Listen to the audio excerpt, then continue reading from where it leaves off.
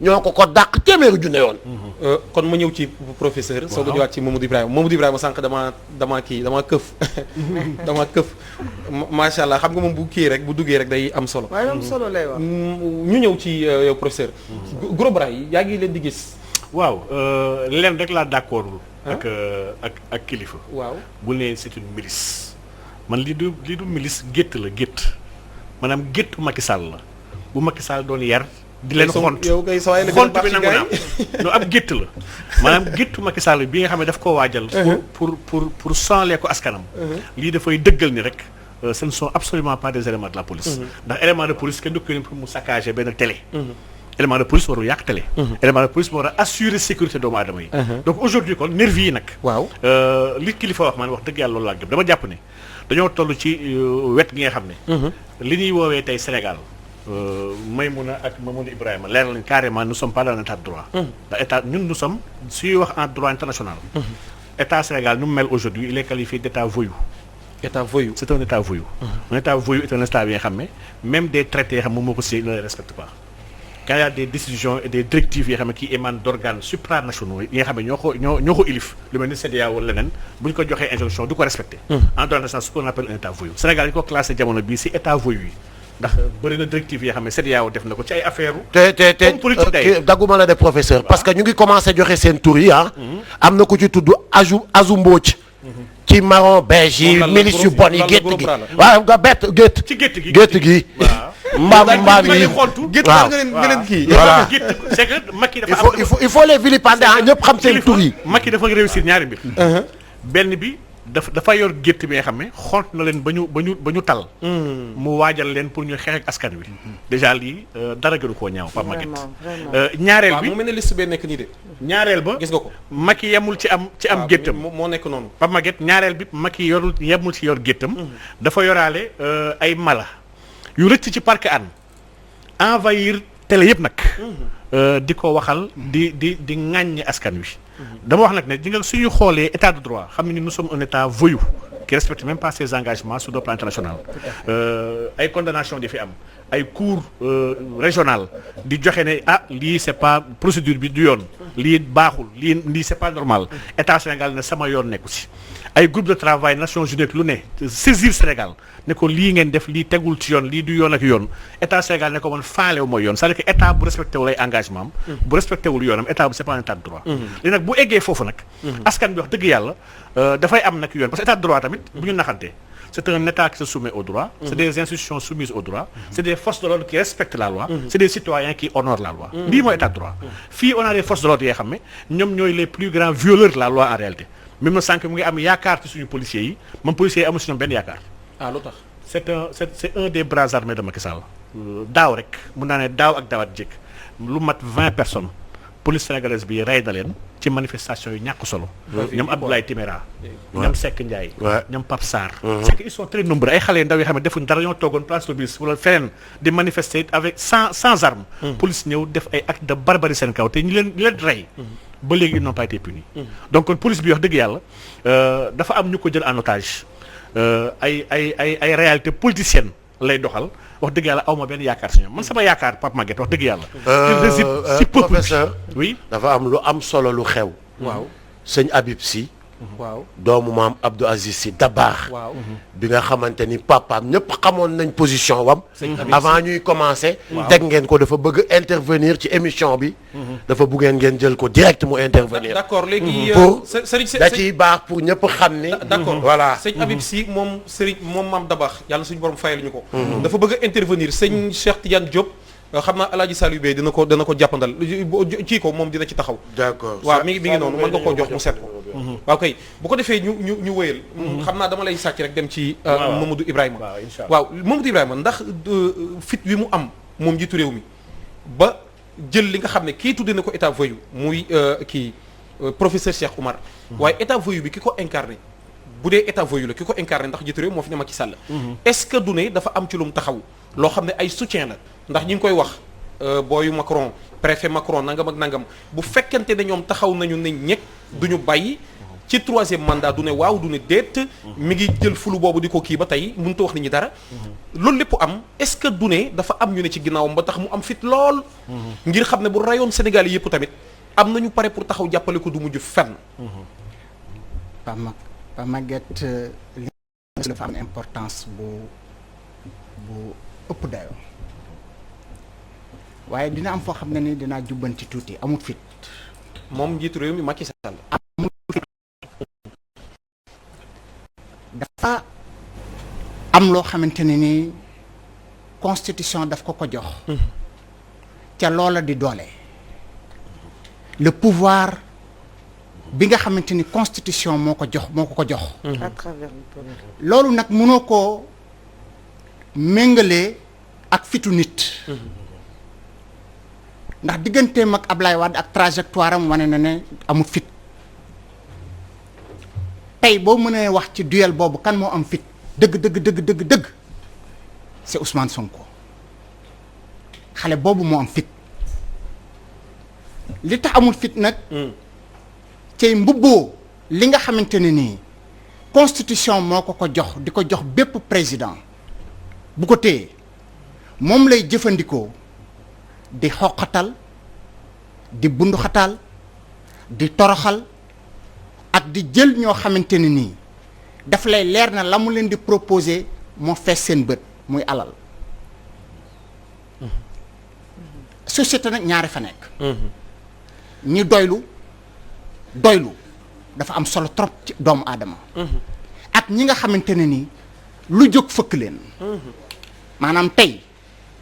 dañoo xiif démb xiif tey te xiif suba ñooñu nag dafa am moom doole bu mu leen di utiliser mooy la ñu gën a bëgg la leen di jox muy nguur ak alal ña nga xamante ne nii mel nañ ni kilifa mel nañ ni professeur mel nañ ni Soxna Bousso mel nañ ni Ousmane Sonko mu ne ñii nag naka laa mën a def ci ñoom li ma mën a def ci ñoom rek mooy faagaagal ak neenal ba réew mi ñu dëkk ñoom duñu fi am dara nga da nga wax ne ndax amut lu ñu ko déy effectivement président Macky Sall agenda bii mu yore agenda ñeneen la muy ñam gis nga couverture bi France def ci jamono ji ci li xew Sénégal pourtant Guinée gi li xew Sénégal xew fa gis nga nañ ca taxawee professeur dafa wax ne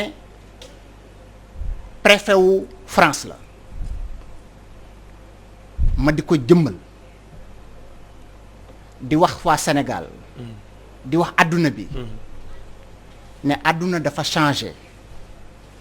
ci agenda bi nga xamante ni fa la askanu àdduna bi jëm démocratie dina fi jeex lu dut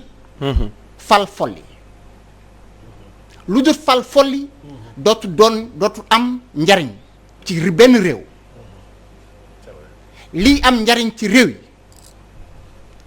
ca nga xamante ne ni c'est un agenda international ci dëkk bu nekk ñu am ko fay jëmmal may ko doole joo xamante ne nii moom ci boppam ma dañ ne ku ñu xam fa ku ñu déy fa nga jëm doo ragal dañ koo déy fa mu jëm ca fa mu jëm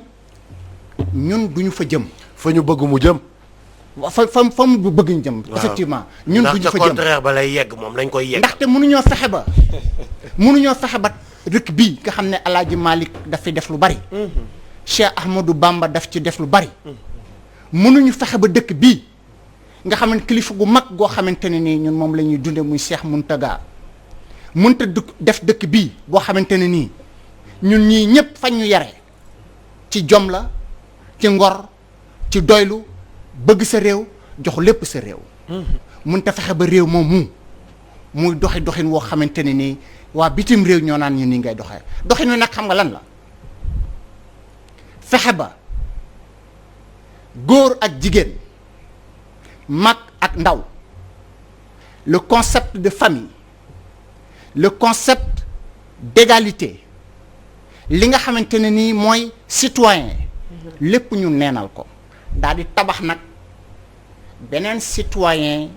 bu ñuy wax le citoyen universel ñi koy tuddee une citoyen universel nag mooy ñi nga xamante ne nii dañoo am une conception peut-être conservateur mais ñi nga xam ne ils ont une conception libérale ñu ngi koy tuddee les consommateurs universels muy ki nga xamante ne nii dootoo ne réew mi la dëkk dootoo ko identifier ci souveraineté réewam da nga koy identifier ci les produits et les services qui circulent maanaam bépp njaay boo xamante ne ni dañ koy vendre à l'échelle internationale nga xamante ne ni produit bi un produit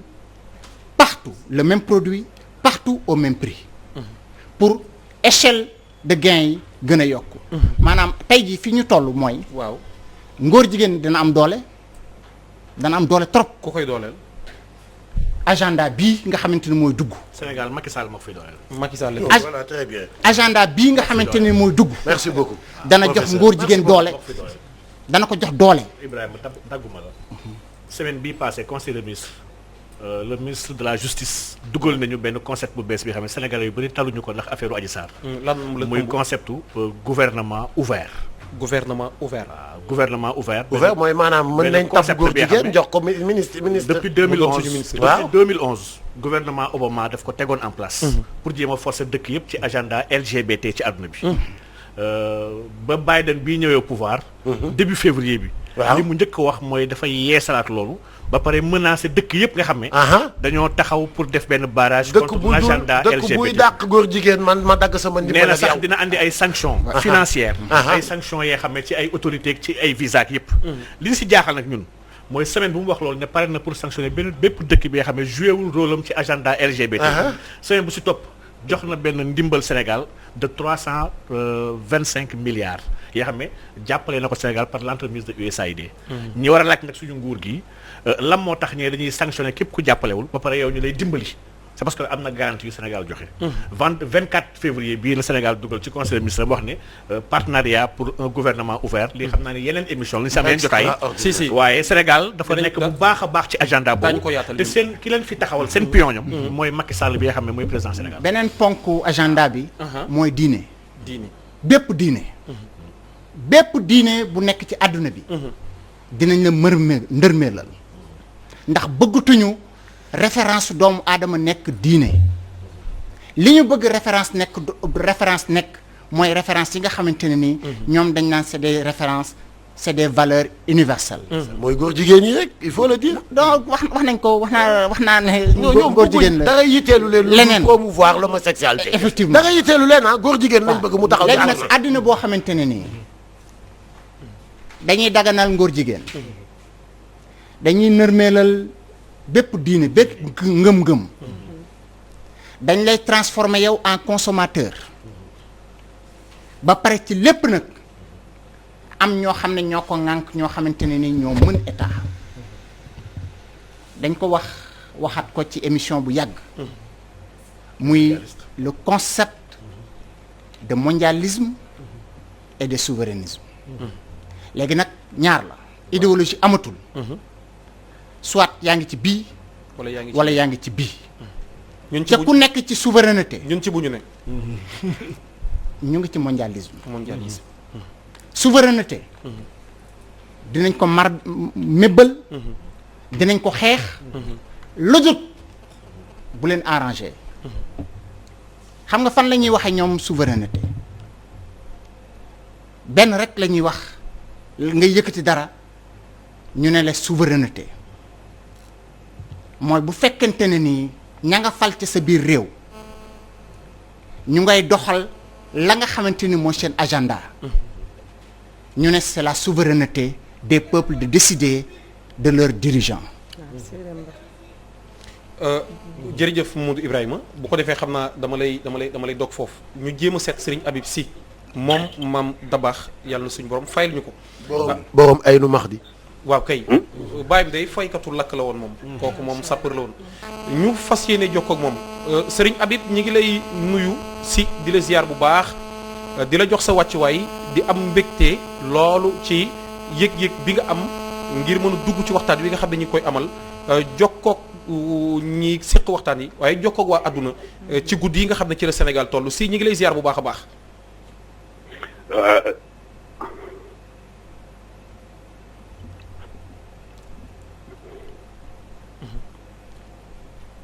waaw mu mel ne asalaamaaleykum wa rahmatullah. waaleykum salaam wa rahmatullah si. waaleykum salaam wa rahmatullah. mbokk yi ñu ngi sant yàlla bu baax a baax ci lii nga xamante ne bii boole ngeen ma ci. ma bëgg a yëkkati sama kàddu nag teg ko rek ci ni doomu réew mi laa comme yéen ñi toog ci télé bi ak képp ku ñuy déglu ci réew mi ak ci bitim réew. di nuyu bu baax a baax ñooñu toog ci plateau bi xëy na yàgg naa leen di suivre waaye gise bi yàlla dogalu ko yàlla nañu dem ba jëmmoo na. amiin si. di nuyu bu baax a baax waa kër gi di ñaanal suñu mag bi fi jóge ñaari at a ngi nii muy Sidi Lamine Niass yàlla na yàlla seral yaxam. amiin xare ko aljanna ci barke Yonent bi teg ci njabootam loxo. Cheikh Tidiane doomam bi nga xam ni moo ko wuutu ci kër gi yéene bu ci bàyyam amoon yal na ko weesu. amiin te bokk kook mbokk yu baax yi ñu ko bokkal yépp di nuyu bu baax a baax sama soppe muy kilifa moom xamante nañu gisante nañu bu yàggul. dëgg la si. di nuyu yi tamit le professeur Cheikh Oumar la tudd yaakaar naa suma juumul. may faral di déglu lool. ay intervention ci plateau yu bare bare di ko rafetlu lool di nuyu bokk yi ci des yépp nag di nuyu sénégalais yi ngi ñuy seetaan ak di ñu déglu ci réew mi ak ci bitim réew di am gàcce lool tey ak naqar ci lii ma gis mu xew ci réew mi te dara du ci dëgg teguñu ko fenn lu dul ci bëgg a faagaagal nit.